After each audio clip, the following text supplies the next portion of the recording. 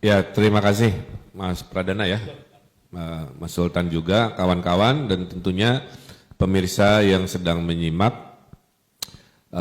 Saya baru pulang dari IKN, progresnya sesuai on track. Saya akan mulai dulu dari yang sering pertanyaan warawiri di media sosial lah ya, gitu ya. Karena kan mohon maaf suka dijadikan bahan perdebatan yang kadang-kadang dasarnya tidak valid, hanya dasar suka tidak suka, gitu tuh nggak ilmiah. Pertama begini, IKN itu sangat penting, ya. Itu harga diri sebuah bangsa. Masa ada bangsa tidak punya ibu kota negara kan? Pasti punya.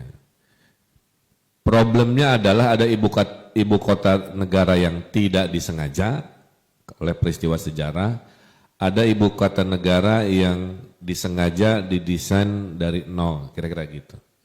Nah sampai hari ini kita ini masuk golongan negara yang punya ibu kotanya tidak disengaja karena peristiwa sejarah itu. Makanya karena tidak disengaja, tidak didesain, disiapkan proper untuk menjadi sebuah ibu kota dengan segala instrumennya. Ya, itulah Jakarta kita hari ini. Kalau kita lihat sejarah Jakarta, dulu namanya tuh Sunda Kelapa, ya, bagian dari Sunda Empire dulu, ya, Kerajaan Pajajaran, ya. Ini saya baca sejarah dulu. Kerajaan Pajajaran, Kerajaan Pakuan, itu ibu kotanya di Bogor, pelabuhannya di Sunda Kelapa, oke, banyak pohon kelapanya. Jadi Sudirman Tamrin yang menjulang ya dulunya kebun, kira-kira gitu. Jadi kalau dibilang, oh pindah ke hutan, ya semua peradaban juga dulunya hutan, dulunya kebun, dulunya belantara, nggak ada yang langsung menjulang-julangnya. Nah, setelah Sunda Kelapa, kemudian itu direbut oleh Demak menjadi Jayakarta. Nah, perebutan Sunda Kelapa yang dulu di kongsian kerajaan Sunda dan Portugis itu direbut oleh Demak Cirebon, jadilah Jayakarta. Itulah jadi hari lahir kota Jakarta. Oke.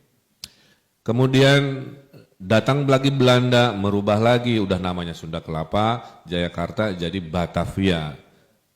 Kemudian Batavia jadi Betawi kan. Nah Batavia ini sebenarnya suku Eropa ya di Belanda. Jadi Batavia itu, Betawi itu sebenarnya ujungnya nama di sana. Kemudian akhirnya menjadi Jakarta. Oke. Nah waktu pemerintahan kolonial Belanda itu sudah memutuskan pemerintah kolonial Belanda pun butuh IKN.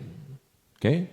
Maka tahun 20-an disiapkan rencana IKN. Jadi IKN itu udah dari zaman kolonialnya juga. Di mana? Di Bandung. Jadi Bandung tuh IKN. Tapi kan takdir sejarahnya, alhamdulillah tidak ya, karena kita merdeka. IKN. Jadi kalau tidak ada perubahan dulu, IKN-nya Hindia Timur ini adalah kota Bandung. Keburu dipindahin militer ke Bandung Cimahi gitu kan. Saya ngedongeng dulu lah ya biar paham bahwa dulu ada IKN, poin saya gitu, dipindahin Kementerian Perhubungan, makanya kantor KAI pusatnya di Bandung, dipindahin SDM, makanya ada gedung geologi, museum geologi, itu kan. Dideklarasikanlah Bandung IKN tahun 42, keburu Jepang datang, bubarlah rencana IKN gitu ya. Nah singkat cerita, karena Jepang datang, kita proklamasi 17 Agustus, kan gitu ya. Jakarta menjadi pusat, nggak sengaja, karena proklamasinya di Jakarta. Tahun 50-an, Undang-Undang DKI, Ibu Kota lahir. Meminta ke Jawa Barat, karena dulu Jakarta itu bagian dari Jawa Barat, maaf ya. Diminta sebuah kotanya namanya Jakarta untuk jadi daerah khusus Ibu Kota. Kita orang Jawa Barat kan orangnya baik-baik kayak saya, jadi merelakan salah satu kotanya menjadi DKI. Jadilah DKI yang kita kenal hari ini gitu. Nah, IKN versi Indonesia bukan oleh Pak Jokowi. Dari awal sudah oleh Bung Karno. Tuh. IKN-nya Bung Karno adalah di Palangkaraya. Jadi kalau ada yang bilang ini mengkelirikan ke di netizen ya, oh ini keinginan Pak Jokowi, enggak. IKN itu dari zaman Bung Karno sudah dikaji, pilihannya Palangkaraya kan, karena situasi belum memungkinkan nggak jadi.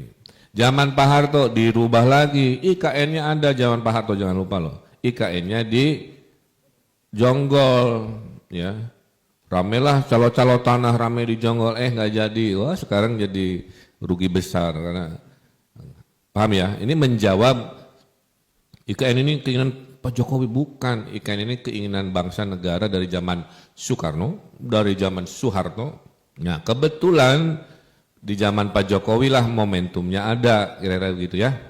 Dipilihlah yang di tengah-tengah yang namanya Penajam Pasir Utara. Kenapa nggak di Palangkaraya? Palangkaraya itu di tengah, ini butuh agak ke laut dikit, ya di tengah tapi ada lautnya, makanya dipilihnya PPU itu yang dekat Balikpapan.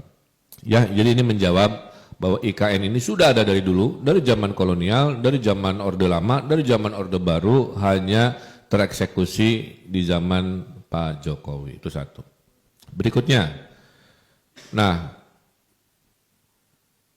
kalau IKN ini pindah, sebenarnya membantu Jakarta. Apa problem Jakarta hari ini? Kemacetan, polusi, betul? Ketimpangan dan lain sebagainya.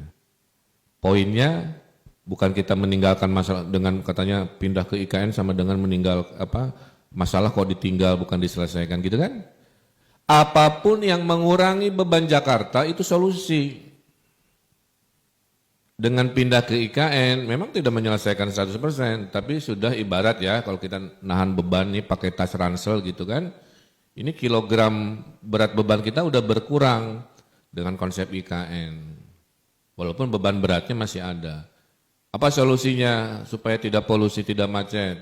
Kalau saya ya ngusulin work from home itu dipermanenkan untuk industri-industri tertentu. Jangan pas COVID kita bisa work from anywhere, from home, pasca COVID balik lagi ya 9 to 5 di corporate. Menurut saya enggak begitu.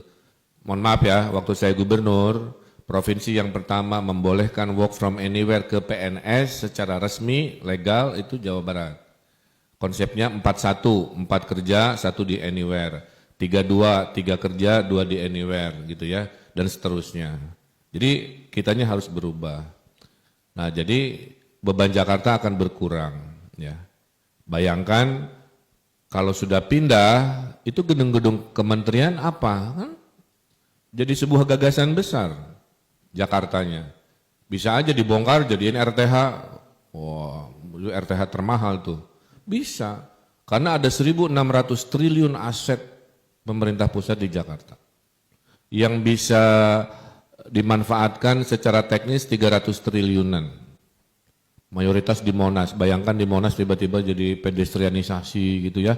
Gedung-gedung kementerian tiba-tiba ada yang jadi RTH, jadi museum, ada jadi tuh ngurangin beban banyak sekali. Nah, jadi Jakarta poin saya akan mendapat banyak benefit dengan pengurangan beban pindahnya IKN dan juga pasca aset-aset itu nanti dikonversi jadi kemaslahatan.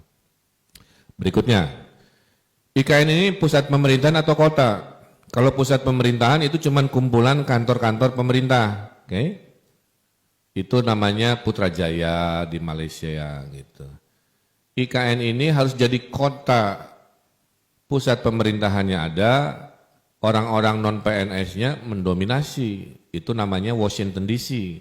The best capital in the world yang didesain dari nol adalah Washington DC. Sisanya rada-rada gagal. Kegedean, kekurangan orang. Di Australia itu Canberra, orangnya dikit. Pada maghrib berada sepi gitu. Saya bilang nggak boleh kita IKN kayak begitu. IKN kita harus tetap ramai. Ya. Oleh karena itu IKN didesain menjadi kota. Syarat menjadi kota fungsinya campuran. Ini bukan kumpulan kantor, kumpulan segala rupa. Ya sebenarnya kota kan segala rupa. Stadion nanti ada, mallnya apalagi, kesehatan, pendidikan. Saya kemarin ngusulin kayak Jaya Ancolnya, kayak Universal Studio, pokoknya hiburan apapun lah ya. Nah, Berikutnya, IKN harus ada batas yang